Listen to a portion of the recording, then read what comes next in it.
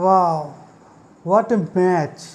আজকের টি-20 ম্যাচটা সেই কপিল দেবের বিশ্বকাপ জেতার কথা মনে করিয়ে দিল। আজ সমস্ত ভারতবাসীকে অনেক অনেক অভিনন্দন টি-20 বিশ্বকাপ ম্যাচ জেতার জন্য। কি দুর্দান্ত ম্যাচ, কি দুর্দান্ত ম্যাচ, কি ফাটাফাটি ম্যাচ! মনে হচ্ছিল এটা সাউথ আফ্রিকার হাতে পুরো ম্যাচটাই আছে, কিন্তু না, সময়ের অপেক্ষায় বদলে গেল ম্যাচটা, একদম বদলে গেল একদম। এই ম্যাচটা থেকে অনেক দলের অনেক কিছু শেখার আছে, আমার তো তাই মনে হয়। প্রথমে যখন পাওয়ার প্লেতে 34 রানের মধ্যে প্রথম 3টে উইকেট যখনই পড়ে গেল, তখন তো আমরা ভাবছিলাম যে ভারতবর্ষ আজকে আর ম্যাচটায় ফিরতে পারবে না, কোনোভাবেই ফেরা সম্ভব বলে আমার মনে হচ্ছিল না।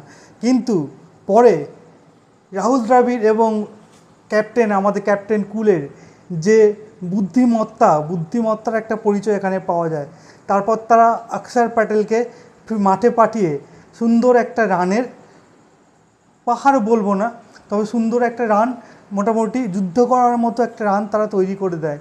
তো ম্যাচটা কীভাবে ইন্ডিয়ার পক্ষে আসলো, টার্নিং পয়েন্ট কী আছে, তোমাদের কি মনে হয়?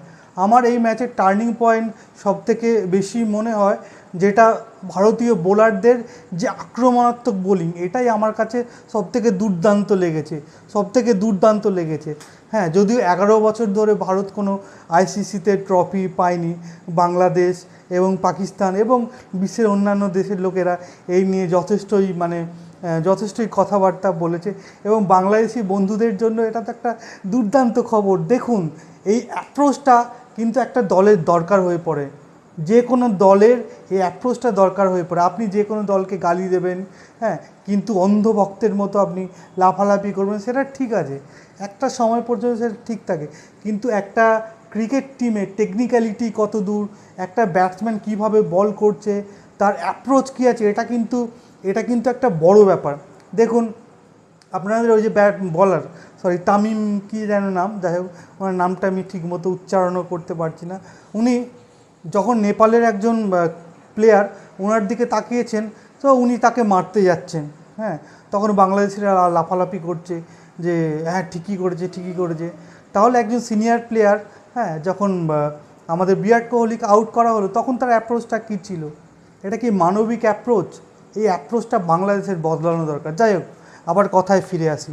হ্যাঁ, এই যে ম্যাচটা, আমি এখানে বলবো যে হার্দিক পান্ডিয়া, জসপ্রীত আর অর্শদীপ, এই তিনজনের যে দুর্দান্ত পারফরমেন্স, সেটারই প্রতিফলন আমার মতে তো তাই। প্রথমে হার্দিক পান্ডিয়া হেনরিককে যেভাবে থামিয়ে দিল, তারপরেই ম্যাচটা কিন্তু ঘুরতে শুরু করলো।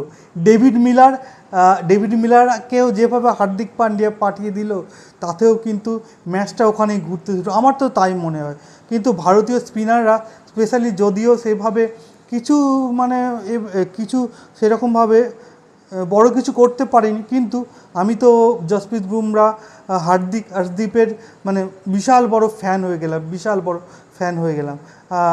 আর হচ্ছে অক্ষর প্যাটেল, কুলদীপ, হ্যাঁ, এনারা তো সেইভাবে তো অনেকগুলোই রান দিয়ে গেল। যাই হোক, আর সবথেকে বড় ব্যাপার হার্দিক পান্ডিয়ার প্রথম বলে সূর্যকুমার যাদবের যে ক্যাচটা, এটা মারাত্মক মারছ।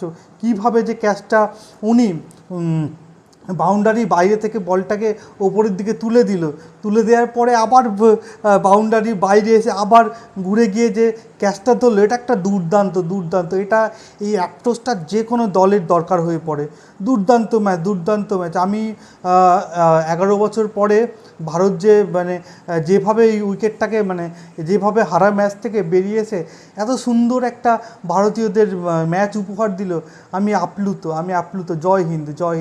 বাংলাদেশের ক্রিকেটারদেরও আমি বলতে চাই, আপনাদেরও এই অ্যাপ্রোচটা আনতে হবে, না হলে কিন্তু আপনি দেখুন, আপনি শুধুই লাফালাফি করলেন, নিজেকে টাইগার বললেন, আপনি তাহলে কিন্তু জিততে পারবেন। এই অ্যাপ্রোচটা যতক্ষণ না তৈরি হচ্ছে, ততক্ষণ কিন্তু একটা ম্যাচ জেতা কোনোভাবেই সম্ভব নেই। যে অ্যাপ্রোচ, জাস্ট ম্যাচটা যখন শেষ হয়ে যায়, তখন দেখলেন প্রতিটা উইকেট পড়ার পরেও কিন্তু ভারতীয় ক্রিকেটাররা কেউ নাগিন ড্যান্স করছে না, যে আমরা ম্যাচটা জিতে গেলাম, আমরা নাগিন ড্যান্স কিন্তু করছে না। তারা কিন্তু উল্লাস করছে, কিন্তু প্রকৃত কীভাবে একটা কি বলবো, একটা ঠিক একটা ঠিক জিনিসের ভেতরে থেকে কিভাবে তারা উদযাপন করছে, এই উদযাপন করাটাও শিখতে হয়। উচ্ছৃঙ্খলতা কখনোই কোনো ক্রিকেটকে হোক বা কোনো স্পোর্টসকে এগিয়ে নিয়ে যেতে পারে না। তাই অন্ধভক্ত হবেন না, বাংলাদেশের মানুষকে বলছি অন্ধভক্ত হবেন না। নিজেদের ক্রিকেটারদেরকে উৎসাহ দিন, কিন্তু সেই উৎসাহটা এমন জায়গায় যাতে পৌঁছে না যায় তারা আপনাদের মিস ইউজ করে, তারা আপনাদের উৎসাহটা নিয়ে মিস ইউজ করে। সুতরাং এই যে আজকে দুর্দান্ত ম্যাচ, এই খেলা দেখে তো আমি আমি আমি বিশালই খুশি। আপনাদের কি মনে হয়, আপনাদের আজকের ম্যাচের টার্নিং পয়েন্ট কোনটা মনে হচ্ছে? আপনারা জানেন, বাংলাদেশ থেকে বলতে পারেন বা ইন্ডিয়া থেকে বলতে পারেন, ত্রিপুরা থেকে বলতে পারেন বা আমেরিকা থেকে বলতে পারেন, যে কোনো জায়গায়, পৃথিবীর যে কোনো জায়গা থেকে বাঙালি যারা দেখছেন, বিশেষ করে ভারতীয় বাঙালি যারা দেখছেন, তাদের মতামতটা কী আছে এই ম্যাচ সম্পর্কে আপনারা বলুন। আবার দেখা হবে আপনাদের সঙ্গে। দুর্দান্ত ম্যাচ, ভালো থাকবেন। এভাবেই ভারত আরও বড় বড় আইসিসির ম্যাচ জিতুক। সবাই ভালো থাকবেন। শুভরাত্রি।